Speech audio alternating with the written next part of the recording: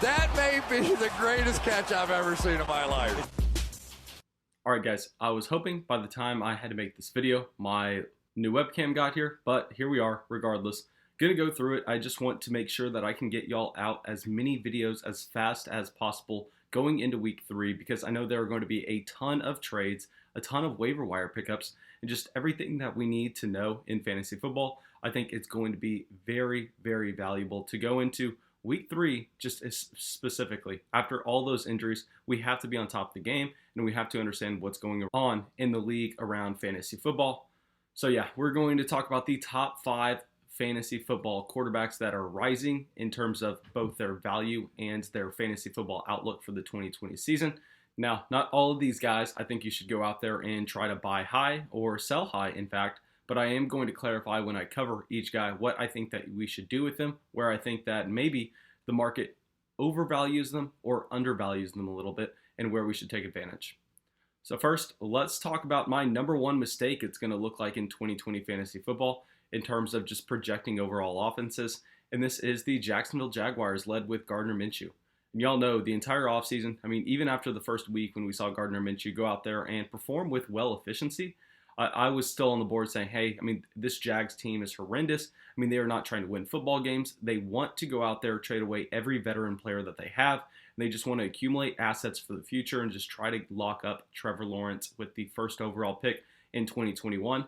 Vegas mainly agreed with me. The Jags had a 4.5 team win total going into 2020, and now I don't know what it's at because the Jags are looking really good. And regardless, I think that we need to take notice. We need to understand that there are going to be more fantasy impact players on this offense than we initially thought. And that's because Gardner Mitchu, I mean, with Minshew Mania, y'all know I was rooting for Gardner Mitchu this entire time.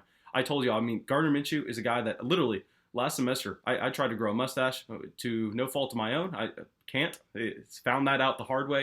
And regardless, it was all because Gardner Mitchu. I wanted to hop on the train. Man, it was fun watching him in the last season.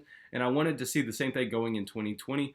But y'all know, I mean, there's a difference between what you want to see and what you expect to see. And I expected to see Gardner Mitchu come out, look like one of the league's worst NFL quarterbacks once some defenses got some film on him going into year 2, especially considering that he had a ton of talent around him in the offense shipped out this past offseason. I thought it was going to be hard for Gardner Mitchu to go out there and perform.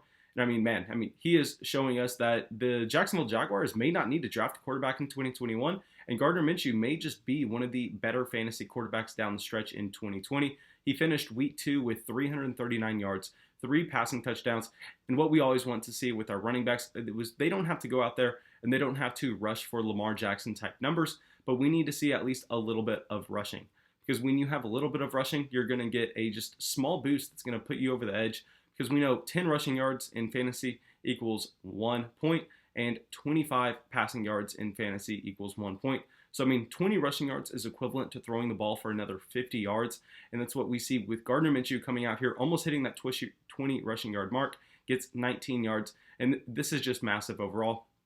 So, Gardner Mitchu, he's going to be the tide that lifts all boats in terms of DJ Chark, in terms of James Robinson. I will be covering those players in the near future. But yeah, I mean, Gardner Mitchu, worth the pickup off your waiver wire if he's not already rostered, and someone to keep in mind because it looks like he's going to go out there. He looks like he's going to sling the ball and use his rushing ability.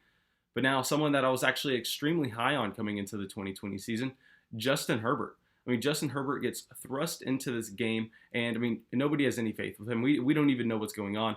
I ignorantly said that I thought that the Los Angeles Chargers said that Tyrod Taylor had chest pain just so they could play Justin Herbert. I mean, I've read reports after that, and man, I should not have said that because it looks like it's serious with what is going on with Tyrod Taylor. He had to be hospitalized.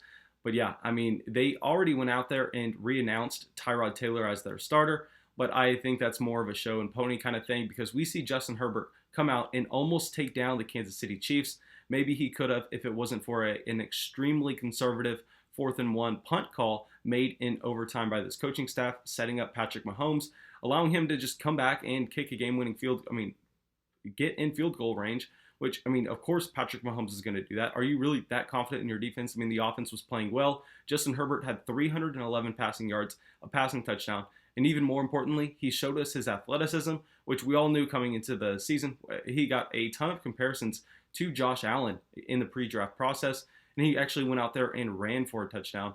And we know how extremely valuable that is going to be in fantasy football. So if Justin Herbert is on your waiver wire, I think this is a player that you can actually go out there and make a priority ad for, especially because he's going out there and playing the Carolina Panthers in week 3.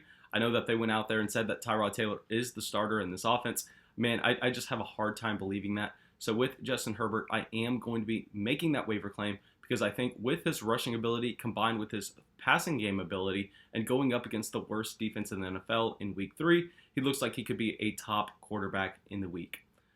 But now let's get to our next few players, and these next 2 guys were actually drafted quite higher than the first 2 guys we discussed, but I think it's worth mentioning, even though you already had a ton of value soaked into them, that their value is just continuing to climb, starting with Kyler Murray.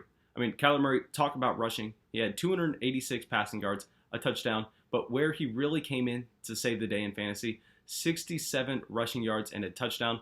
And we knew he had this in him. I mean, we knew he had the rushing capability at Oklahoma, and he came in his rookie season, and Cliff Kingsbury really held him back. I mean, they went out there and kind of put the training wheels on this offense. I think they knew they weren't going to be competitive no matter what, so they wanted Kyler Murray to kind of progress on passing first, then running the ball. And on top of that, they just wanted to kind of put him up in bubble wrap, make sure that he was not going to get injured his first season.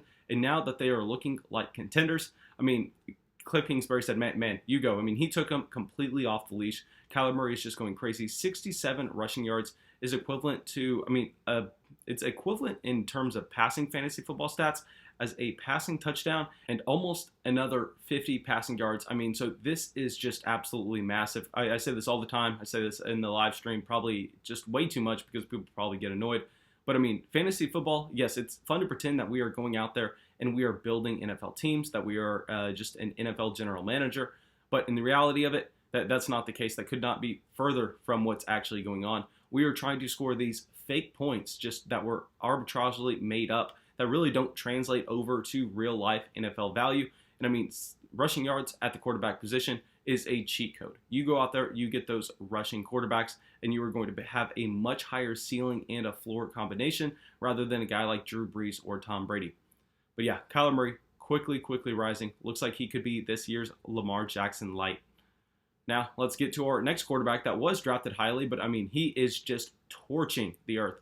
Josh Allen, over 400 passing yards, 4 passing touchdowns, and the additional 18 rushing yards. I mean, Josh Allen, just everything that you want to see him be doing. I mean, he had obviously 2 horrendous throws in week 1 that were circulated around Twitter because everyone's like, LOL, look at Josh Allen. The man can't make a pass. But you look at some of the throws he makes. I mean, it looks like maybe just outside of Patrick Mahomes and Russell Wilson, Josh Allen just makes some spectacular plays that could not be made by anyone else. And yes, I will say that this game was against the Miami Dolphins. The Miami Dolphins actually had Byron Jones go down in the first quarter, and that really opened up the Buffalo Bills offense for them. But before that, I mean, they were still moving the ball effectively. And Josh Allen just looks like a guy that could be matchup proof. And I know that sounds kind of crazy just only seeing him play the New York Jets and the Miami Dolphins. But after these performances, I mean, he still has the capability to go out there and regress back about 20% of his fantasy production and still be one of the top guys in the league. So yeah, Josh Allen, everything you want to see. He did not even hit his rushing ceiling here with only 18 yards and no rushing touchdown. But I mean, man, Josh Allen and the Stephon Diggs combination is going to be looking deadly in 2020. Lastly, we talked about Justin Herbert, so it's time we talk about another rookie quarterback, and this is Joe Burrow. So Joe Burrow is most likely on your waiver wire. And the reason I'm talking about him is, yes, I mean, he went out there. He did not look the best Thursday night. He did look good, but like I just said earlier in the video, we're not trying to build an NFL team. We are just trying to score these fake points. And what Joe Burrow has showed us through 2 weeks is he's showed us the rushing capability. I mean, I know after week 1, everyone was saying, oh, I didn't know Joe Burrow could run like that. I don't know if they just never watched Joe Burrow play, just look at some white kid, they thought that he was just going to be a pocket passer. But I mean, he goes out there, 316 passing yards, 3 touchdowns. He did this with incredible volume while avoiding any interceptions and actually ran for an additional 19 yards, which we can see him do for more in the future. I think that this was kind of his floor in terms of rushing because we know that Joe Burrow, I mean, he kind of looks like Aaron Rodgers. I mean, younger Aaron Rodgers with the way that he can evade the pressure, with the way he can escape the pocket and continue to make plays and get the ball downfield.